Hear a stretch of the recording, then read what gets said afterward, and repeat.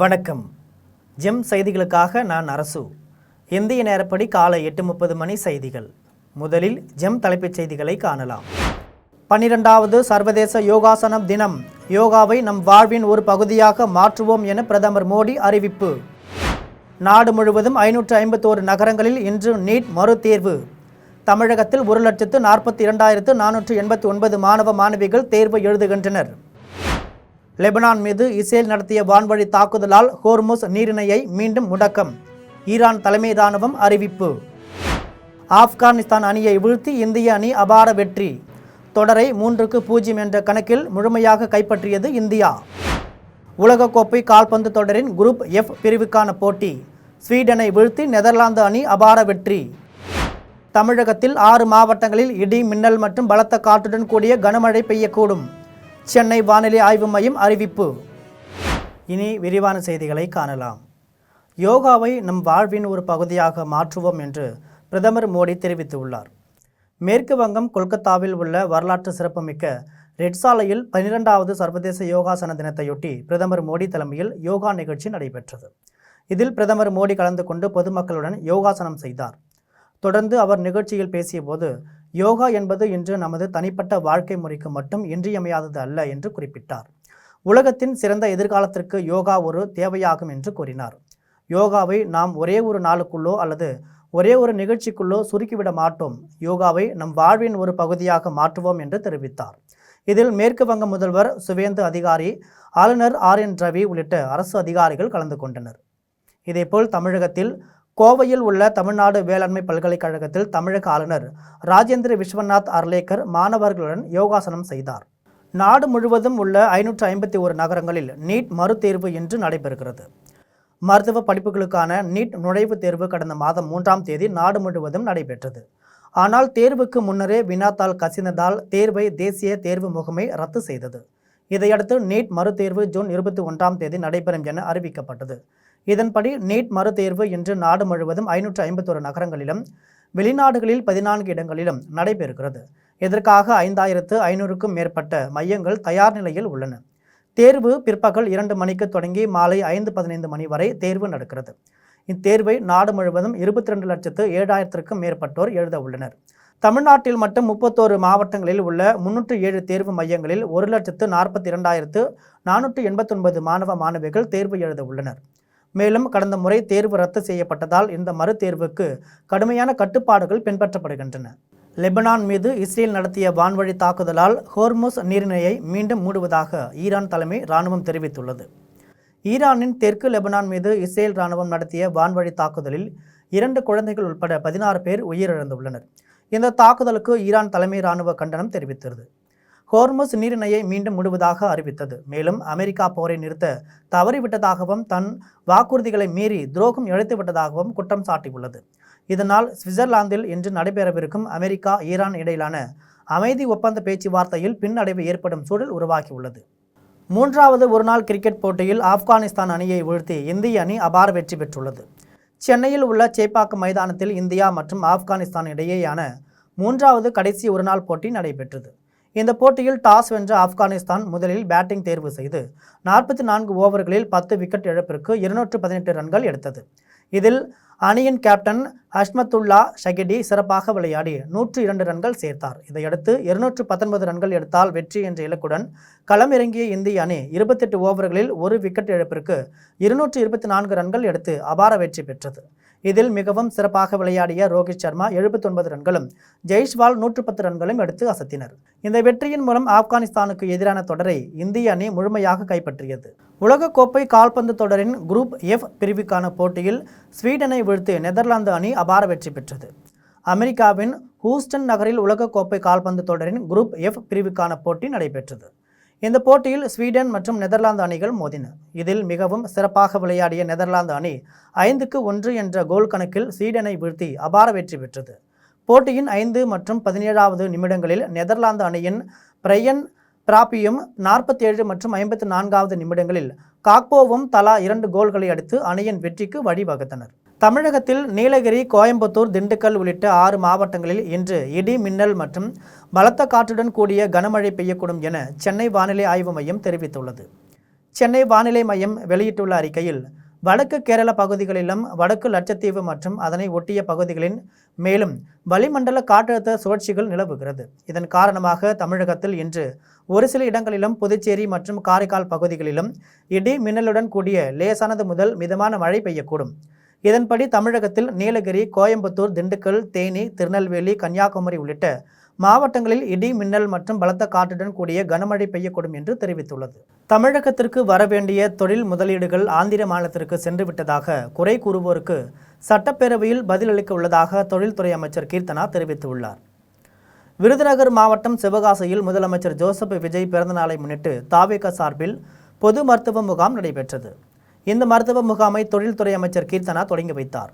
அதன்பின் செய்தியாளர்களிடம் பேசிய அமைச்சர் கீர்த்தனா தமிழகத்திற்கு வரவேண்டிய தொழில் முதலீடுகள் ஆந்திர மாநிலத்திற்கு சென்று விட்டதாக குறை கூறுவோருக்கு சட்டப்பேரவையில் பதிலளிக்க உள்ளதாக தெரிவித்தார். என்வரான்மெண்ட் கிளியரன்ஸ் பண்ணோம் அப்படின்னு பல ப்ராசஸஸ் இருக்கு.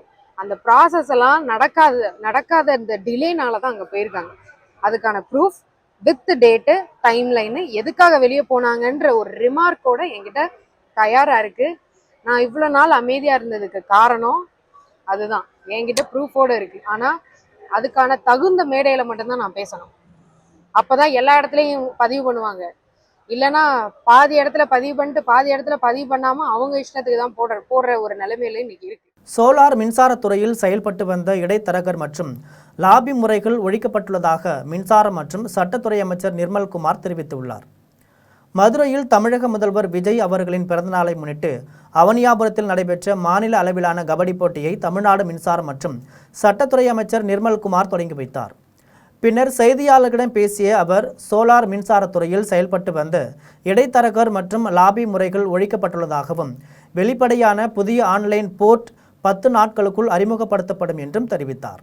மின்சாரத்துறையின் வெள்ளை அறிக்கை அடுத்த வார இறுதிக்குள் வெளியிடப்படும் என்றும் துறையில் ஏற்பட்ட இழப்புகள் மற்றும் முறைகேடுகள் குறித்து அதில் விவரங்கள் இடம்பெறும் என்றார். மேலும் திமுக மற்றும் ஒன்றிய அரசுக்கு இடையே மறைமுக இணக்கம் இருப்பதாகவும் சில வழக்குகளில் நடவடிக்கை தாமதமாகி வருவதாகவும் அவர் குற்றம் சாட்டினார். எதுன்னு பாருங்க, எந்த இடத்துலையும் மெயின்டெனன்ஸோ டெண்டரோ நிறுத்தப்படவில்லை. டெண்டர் எஸ்டிமேஷன் இருக்கிற தவறுகளை சரி செய்ய சொல்லியிருக்கோம். டெண்டர் எஸ்டிமேஷன் பாலிசியில் தவறாக இருந்திருக்கு, எஸ்டிமேட் பண்ணுறதுல தவறு நடந்திருக்கு. ஸோ அதெல்லாம் சீரமைக்க விட்டு எங்கேயுமே டெண்டரை போடக்கூடாதுனோ இல்லை எதையும் மெயின்டெனன்ஸ் பண்ணக்கூடாதுனோ இல்லை, அதை ஏற்கனவே பண்ண எஸ்டிமேஷனை நிறுத்துங்கன்னு சொல்லியிருக்கோம். அதை சீரமைச்சிட்டு எஸ்டிமேட் பண்ணிட்டு புது டெண்டர் கொடுங்கன்னு சொல்லியிருக்கோம். ஏன்னா அரசுக்கு நஷ்டம் ஏற்படுத்தும் விதமாக எந்த டெண்டரையும் கால்ஃபர் பண்ணக்கூடாது. எஸ்டிமேஷன் பாலிசி, அதான் டிரான்ஸ்ஃபார்மரில் 8 லட்ச ரூபாய் ஒருத்தர் டிரான்ஸ்ஃபார்மர் 13 லட்ச ரூபாய்க்கு விற்றாங்கன்னு சொன்னாங்கன்னா அது எஸ்டிமேஷனில் ப்ராப்ளம். ஓமன் நாட்டில் உயிரிழந்த தூத்துக்குடி கப்பல் மாலுமி நிஷாந்தின் மனைவி மற்றும் குடும்பத்தினரை தமிழக மீன்வளத்துறை அமைச்சர் ஸ்ரீநாத் சந்தித்து ஆறுதல் தெரிவித்த போது மாலுமியின் உடலை உடனடியாக மீட்டு தாயகம் கொண்டு வர நடவடிக்கை எடுக்கப்படும் என்றும் உரிய இழப்பீடு மற்றும் அரசு வேலை உள்ளிட்ட அனைத்து நடவடிக்கைகளும் செய்து கொடுக்கப்படும் என உறுதியளித்தனர். தூத்துக்குடியை சேர்ந்த கப்பல் மாலுமி நிஷாந்த் என்பவர் கடந்த 11ஆம் தேதி ஓமன் நாட்டில் கப்பலில் உடல் நலக்குறைவு காரணமாக பரிதாபமாக உயிரிழந்தார். அதனைத் தொடர்ந்து அவரது உடல் பிரேத பரிசோதனை செய்யப்பட்டு ஓமன் தலைநகர் மஸ்கட்டில் தற்பொழுது வைக்கப்பட்டிருக்கு. இந்த நிலையில் கப்பல் மாலுமி நிஷாந்தின் மனைவி மற்றும் குடும்பத்தினர் நிஷாந்த் மரணம் குறித்து உரிய விசாரணை நடத்த வேண்டும் என்றும் அவரது உயிரிழப்பிற்கு கவனக்குறைவாக இருந்த கப்பல் நிறுவனம் ரூபாய் 1 கோடி இழப்பீடு வழங்க வேண்டும் என்றும் மத்திய மாநில அரசுகள் விரைந்து அவரது உடலை சொந்த ஊர் கொண்டு வர நடவடிக்கை எடுக்க வேண்டும் என்றும் கோரிக்கை விடுத்தனர். மேலும் உயிரிழந்த மாலுமியின் குடும்பத்தில் ஒருவருக்கு தமிழக அரசு வேலை வழங்க வேண்டும் எனவும் கோரிக்கை விடுத்தனர். இந்த நிலையில் நிஷாந்தின் மனைவி சரோபின் மற்றும் அவரது குடும்பத்தினரை தமிழக மீன்வளத்துறை அமைச்சர் ஸ்ரீநாத் நேரில் சந்தித்து ஆறுதல் கூறியதுடன் அவரது உடலை உடனடியாக மீட்டு தாயகம் கொண்டு வர நடவடிக்கை எடுக்கப்படும் என தெரிவித்தார். மேலும் அவரது கோரிக்கைகள் அனைத்தையும் நிறைவேற்ற நடவடிக்கை எடுக்கப்படும் என நிஷாந்தின் மனைவியிடம் அமைச்சர் ஸ்ரீநாத் தெரிவித்தார். இது தொடர்பாக மீன்வளத்துறை அமைச்சர் ஸ்ரீநாத் செய்தியாளர்களிடம் தெரிவிக்கையில், அதான் இப்போ நிஷாந்த் வீட்டில் ஏதோ குருஸ்புரத்தில் அவங்க ஃபேமிலியை பார்த்துட்டு தான் வர்றேன். அவருடைய உடல் இங்கே ரீச் ஆகிறதுக்கு உண்டான எல்லா வேலைகளும் எல்லா ஏற்பாடுகளும் தகுந்த அதிகாரிகள்கிட்ட பேசி அவங்களோட சப்போர்ட்டில் ப்ராப்பராக வந்துகிட்ருக்கு. அது மாதிரி அவங்களோட ஒய்ஃபு சரபின் அவங்களுக்கு அவங்க எஜுகேஷ்னல் குவாலிஃபிகேஷனுக்கு தகுந்த மாதிரி என்னோடய டிபார்ட்மெண்ட்லேயோ இல்லை தகுந்த ஒரு வேலை வாங்கி கொடுக்குறேன் அப்படின்ற மாதிரி சொல்லியிருக்கேன்.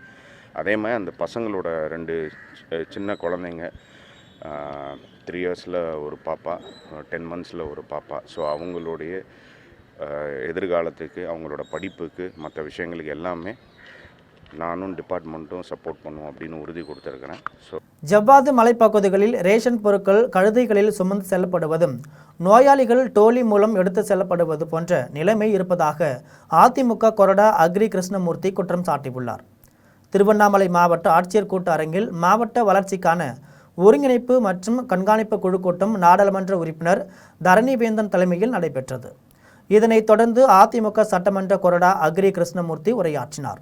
அப்போது கலசப்பாக்கம் மற்றும் ஜவ்வாது மலைப்பகுதிகளில் சாலை வசதிகள் இல்லாததால் மலைவாழ் மக்கள் சிரமப்படுவதாக அவர் தெரிவித்தார். சாலை பணிகளுக்கு வனத்துறை அனுமதி வழங்காமல் தடையாக இருப்பதாகவும் அவர் குற்றம் சாட்டினார். ரேஷன் பொருட்கள் கழுதைகளில் சுமந்து செல்லப்படுவதும் நோயாளிகள் டோலி மூலம் எடுத்து செல்லப்படுவதும் தொடர்வதாக கூறினார். பர்வத மலைப்பகுதியில் தரிசன கட்டுப்பாடுகளால் வெளி மாநில பக்தர்கள் ஏமாற்றம் அடைவதாகவும் தெரிவித்தார். இந்த பிரச்சனைகளுக்கு உடனடி தீர்வு காண வேண்டும் என அவர் வலியுறுத்தினார். இக்கூட்டத்தில் மாவட்ட ஆட்சியர் வந்தனா கார்க், சட்டமன்ற உறுப்பினர்கள், பேரூராட்சி தலைவர்கள் மற்றும் அனைத்து துறை அதிகாரிகள் கலந்து கொண்டனர். தஞ்சையில் முதலமைச்சர் விஜய் பிறந்தநாளை முன்னிட்டு விஜய் சரவணன் தனது முதல் மாத சம்பளத்தில் மருத்துவ முகாம் மற்றும் அன்னதானத்தை தொடங்கி வைத்தார். தஞ்சையில் தாவேக சட்டமன்ற அலுவலகத்தில் தமிழக முதல்வர் ஜோசப் விஜய் பிறந்தநாளை முன்னிட்டு பொதுமக்கள் பயன்பெறும் வகையில் மருத்துவ முகாம் நடைபெற்றது. இம்முகாமை சட்டமன்ற உறுப்பினர் விஜய் சரவணன் தொடங்கி வைத்தார். தொடர்ந்து தஞ்சை மற்றும் திருவையாறு பகுதிகளைச் சேர்ந்த பொதுமக்கள் பயன்பெறும் வகையில் இந்த மருத்துவ முகாம் 3 நாட்கள் நடைபெற உள்ளது. மேலும் முதல்வர் பிறந்த நாளை முன்னிட்டு 1 மாத காலத்தில் தமிழக வெற்றி கழகம் சார்பில் ரூபாய் 31 லட்சம் மதிப்பில் நலத்திட்ட உதவிகள் வழங்கப்பட திட்டமிட்டுள்ளனர். மேலும் மருத்துவ முகாமுடன் அன்னதானம், மாணவர்களுக்கு கல்வி உபகரணங்கள் உள்ளிட்ட உதவிகளும் வழங்கப்பட உள்ளன. முதல் கட்டமாக சட்டமன்ற உறுப்பினர் விஜய் சரவணன் தனது முதல் மாத சம்பளத்தில் இருந்து ரூபாய் 1 லட்சம் மதிப்பில் மருத்துவ முகாம் மற்றும் அன்னதான நிகழ்ச்சியை தொடங்கி வைத்தார். இதை போன்ற நல பொருள்கள்லாம் கொடுக்குறோம். நலிந்த கலைஞர்கள் குடும்பத்திற்கு வாழ்வாதாரத்திற்கு தேவையான உதவிகளை எல்லாம் நாளைக்கு செய்கிறோம். இப்படி திட்டமிட்டு 3 நாட்கள் இந்த பிறந்தநாள் விழாக்கள் ஆங்காங்கே ஏற்பாடு செய்யப்பட்டு குறைந்தபட்சம் 100க்கும் மேற்பட்ட இடங்கள் அமைப்பு ரீதியாக ஒவ்வொரு வீதியிலும் தளபதி முதல்வர் அவர்களுடைய பிறந்த நாள் பொதுமக்களுக்கு பயன்பெறும் வகையில் கொண்டாடப்படுகிறது. முதலமைச்சர் ஜோசப் விஜய் பிறந்த நாளை முன்னிட்டு ஆரணி அடுத்த பத்தியாவரம் கிராமத்தில் பார்வையற்றோர் பள்ளியில் மாணவர்களுக்கு தாவேக வடக்கு மாவட்ட செயலாளர் சத்யா அசைவ உணவு வழங்கினார்.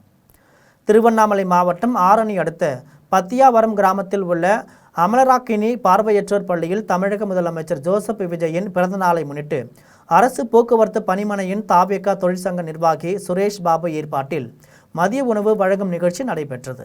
இதேபோன்று ஆரணி நகரில் சைதாப்பேட்டை பகுதியில் முதலமைச்சர் ஜோசப் விஜயின் பிறந்த நாளை முன்னிட்டு தாவேக சார்பில் ஏழைகளுக்கு அரிசி மற்றும் அன்னதானம் வழங்கும் நிகழ்ச்சி மாவட்ட வர்த்தக அணி இணை அமைப்பாளர் கேசவன், மகளிர் அணி மாவட்ட இணை செயலாளர் தமிழ்செல்வி ஆகியோர் ஏற்பாட்டில் நடைபெற்றது. நிகழ்ச்சியில் தாவேக வடக்கு மாவட்ட செயலாளர் சத்யா கலந்து கொண்டு பார்வையற்ற மாணவர்களுக்கு மதிய உணவு பிரியாணி வழங்கினார். அதனைத் தொடர்ந்து ஆரணி நகர் பகுதியில் நடைபெற்ற நிகழ்ச்சியில் பெண்களுக்கு சேலை மற்றும் அரசு பொருட்களுடன் அன்னதானம் வழங்கினர்.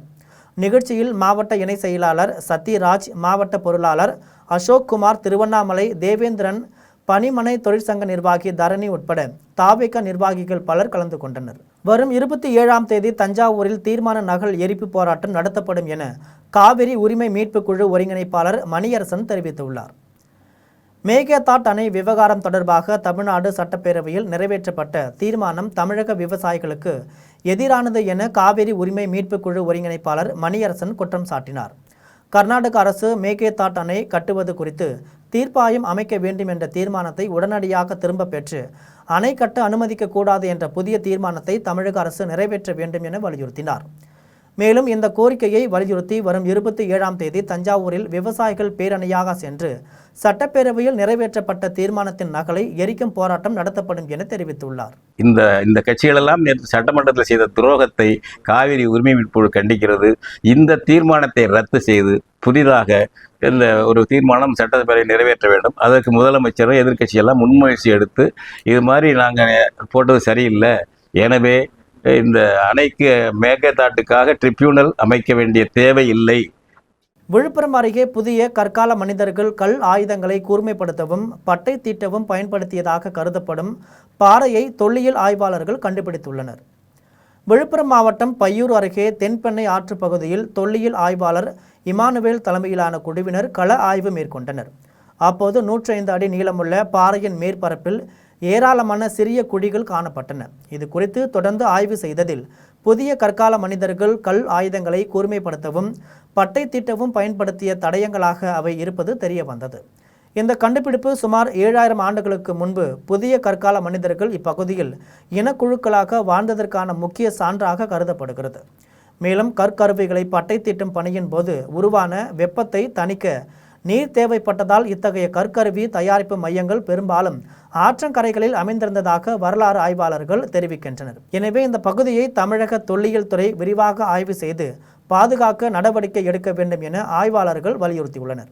தண்டையார்பேட்டையில் முதலமைச்சர் விஜயின் பிறந்தநாளை முன்னிட்டு கிறிஸ்தவ கூட்டமைப்பினர் ஆதரவற்ற குழந்தைகளுடன் கேக் வெட்டி கொண்டாடினர்.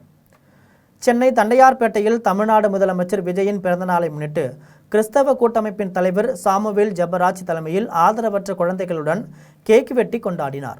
நிகழ்ச்சியின் போது ஆதரவற்ற குழந்தைகள் உற்சாகமாக ஹாப்பி பர்த்டே விஜய் மாமா என முதலமைச்சர் விஜய்க்கு பிறந்தநாள் வாழ்த்து தெரிவித்தனர்.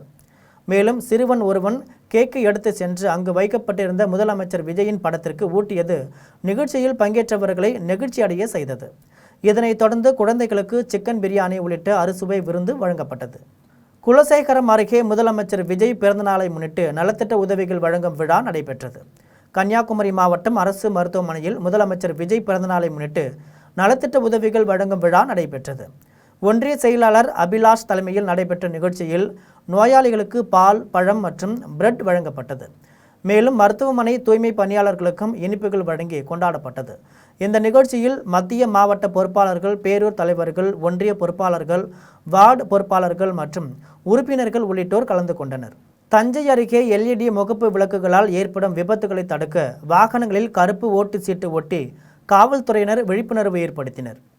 தஞ்சாவூர் ரயில் நிலையம் அருகே மாநகர போக்குவரத்து காவல்துறையினர் சாலை பாதுகாப்பு விழிப்புணர்வு நிகழ்ச்சியை நடத்தினர். அதிக வெளிச்சம் கொண்ட LED முகப்பு விளக்குகளால் ஏற்படும் விபத்துகளை குறைக்கும் நோக்கில் வாகனங்களின் முகப்பு விளக்குகளில் கருப்பு ஓட்டு சீட்டு ஒட்டப்பட்டது. பேருந்துகள், கார்கள் மற்றும் இருசக்கர வாகனங்களில் இந்த நடவடிக்கை மேற்கொள்ளப்பட்டது. மேலும் வாகன ஓட்டிகளிடம் போக்குவரத்து விதிகள் கடைபிடிக்குமாறு காவல்துறையினர் அறிவுறுத்தினர். முகப்பு விளக்குகள் கருப்பு ஓட்டு சீட்டு ஒட்டுவதன் மூலம் அதிக வெளிச்சம் எதிரே வரும் ஓட்டுநர்களின் கண்களில் நேரடியாக படுவதை தடுக்க முடியும் என தெரிவிக்கப்பட்டது. இதன் மூலம் சாலை விபத்துக்களை கணிசமாக குறைக்க முடியும் என்றும் காவல்துறையினர் விளக்கமளித்தனர். கன்னியாகுமரி மாவட்டம் மாதவலாயம் அரசு மேல்நிலைப் பள்ளியில் காங்கிரீட் தளம் அமைக்கவும் குடிநீர் வசதி செய்யவும் கோரி அப்பகுதியை சேர்ந்த சமூக ஆர்வலர் மாவட்ட ஆட்சியரிடம் மனு அளித்துள்ளார். கன்னியாகுமரி மாவட்டத்தில் அரசு பள்ளிகளில் மாணவர் சேர்க்கை குறைந்து வருகிறது. பள்ளிகளில் போதிய அடிப்படை வசதிகள் இல்லாமல் இருப்பதும் மக்களின் ஆங்கில மோகத்தால் மாணவர்களை தனியார் பள்ளிகளில் சேர்ப்பதும் அதற்கு காரணங்களாகும்.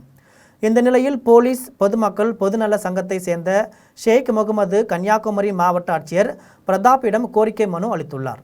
அந்த மனுவில் மாதவலாயம் அரசு மேல்நிலைப் பள்ளி வளாகத்தில் மழைக்காலத்தில் தண்ணீர் தேங்குவதால் தரையில் காங்கிரீட் தளம் அமைத்து தர வேண்டும் என கோரியுள்ளார்.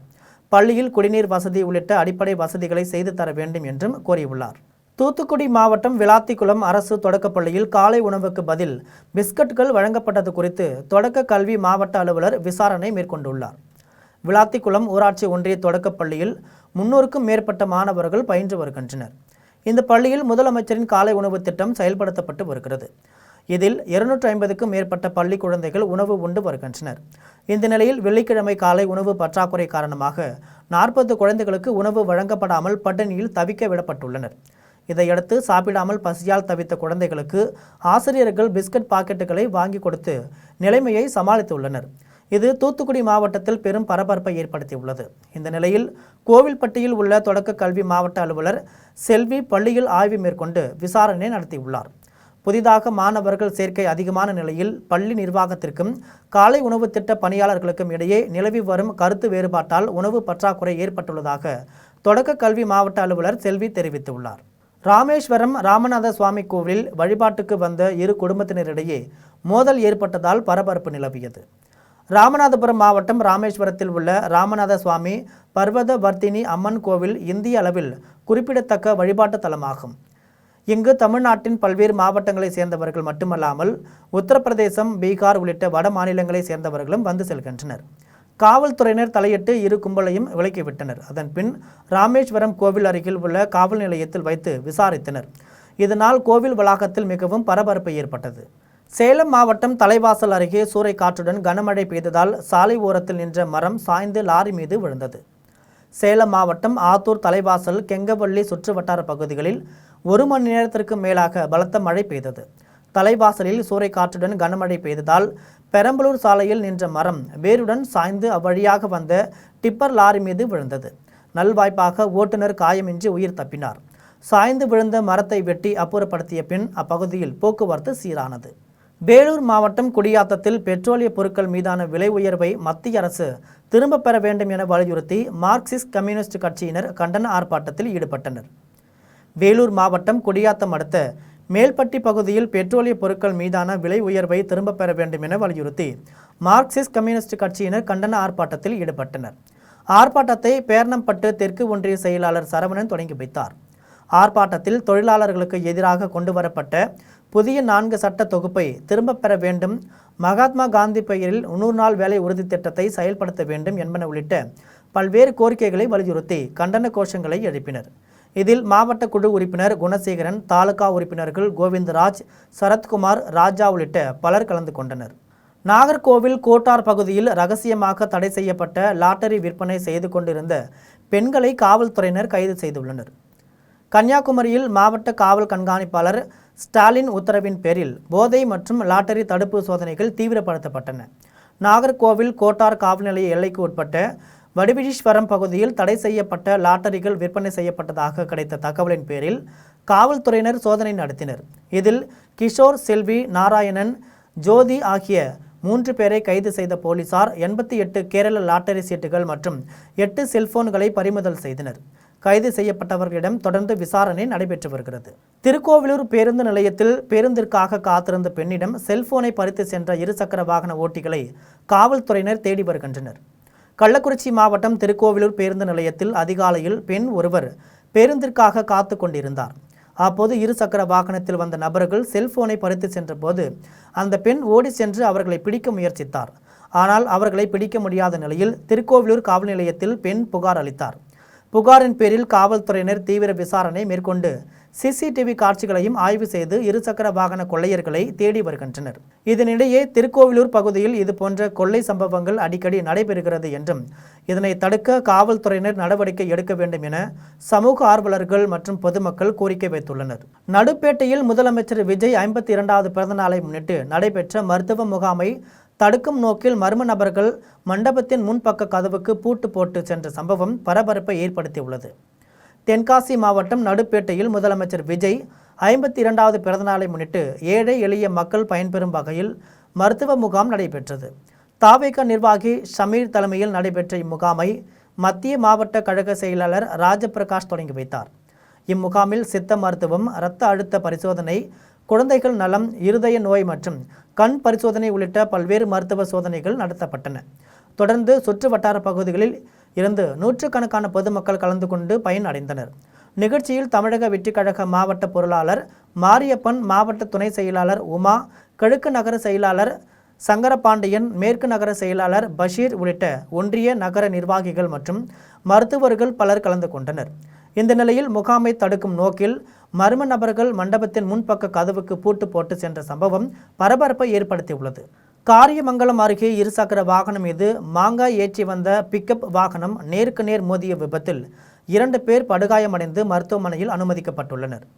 தருமபுரி மாவட்டம் பாலக்கோடு அடுத்த பிக்கனஅள்ளியை சேர்ந்த பிக்கப் வேன் டிரைவர் முனிராஜ் என்பவர் காரியமங்கலத்தில் இருந்து மாங்காய் லோடு ஏற்றிக்கொண்டு பாலக்கோடு நோக்கி சென்றார். முதலிப்பட்டி நெடுஞ்சாலையில் வந்தபோது கட்டுப்பாட்டை இழந்த பிக்கப் வாகனம் 2 சக்கர வாகனத்தின் மீது மோதி சாலையில் கவிழ்ந்து விபத்துக்குள்ளானது. இந்த விபத்தில் சொன்னம்பட்டி கிராமத்தை சேர்ந்த வேடியப்பன், ராஜா ஆகியோர் படுகாயமடைந்தனர். விபத்து குறித்து தகவல் அறிந்து சம்பவ இடத்திற்கு வந்த காரியமங்கலம் காவல்துறையினர் படுகாயமடைந்த 2 வரை மீட்டு அரசு மருத்துவமனைக்கு அனுப்பி வைத்தனர். மேலும் வழக்கு பதிவு செய்து விசாரணை மேற்கொண்டனர். விசாரணையில் வாகன ஓட்டுநர் மது போதையில் இருந்தது தெரிய வந்தது. பிக்கப் வாகனம் இருசக்கர வாகனத்தின் மீது மோதிய சிசிடிவி காட்சிகள் சமூக வலைதளங்களில் வெளியாகி பரபரப்பை ஏற்படுத்தியுள்ளது. தருமபுரி அருகே முன்விரோத தகராறு காரணமாக பெண் ஒருவர் வெட்டி உயிர் பறிக்கப்பட்ட சம்பவம் அப்பகுதியில் பெரும் பரபரப்பையும் அதிர்ச்சியையும் ஏற்படுத்தியுள்ளது. தருமபுரி மாவட்டம் பெண்ணாகரம் அருகே உள்ள இருங்காட்டு கொட்டாய் பகுதியைச் சேர்ந்த லட்சுமி தனது கணவர் சங்கரை பிரிந்து தனியாக வசித்து வந்தார். இந்த நிலையில் அதே பகுதியைச் சேர்ந்த குமரவேலுடன் முன்விரோதம் காரணமாக ஏற்பட்ட தகராறு முற்றிய நிலையில் குமரவேல் அறிவாளால் லட்சுமியை சரமாரியாக வெட்டியதாக கூறப்படுகிறது. இதில் பலத்த காயமடைந்த லட்சுமி சம்பவ இடத்திலேயே உயிரிழந்தார். தகவலறிந்து சம்பவ இடத்திற்கு விரைந்த பெண்ணாகரம் காவல்துறையினர் லட்சுமியின் உடலை மீட்டு பிரேத பரிசோதனைக்காக அரசு மருத்துவமனைக்கு அனுப்பி வைத்தனர். மேலும் வழக்கு பதிவு செய்து மோப்ப நாய் மற்றும் தடயவியல் நிபுணர்கள் உதவியுடன் தீவிர விசாரணை மேற்கொண்டனர். விசாரணையில் லட்சுமியை வெட்டி கொலை செய்ததை குமரவேல் ஒப்புக்கொண்டதாக காவல்துறை தெரிவித்துள்ளது. இதையடுத்து அவரை கைது செய்த காவல்துறையினர் கொலைக்கான காரணம் மற்றும் சம்பவத்தின் பின்னணி குறித்து தொடர்ந்து விசாரணை நடத்தி வருகின்றனர்.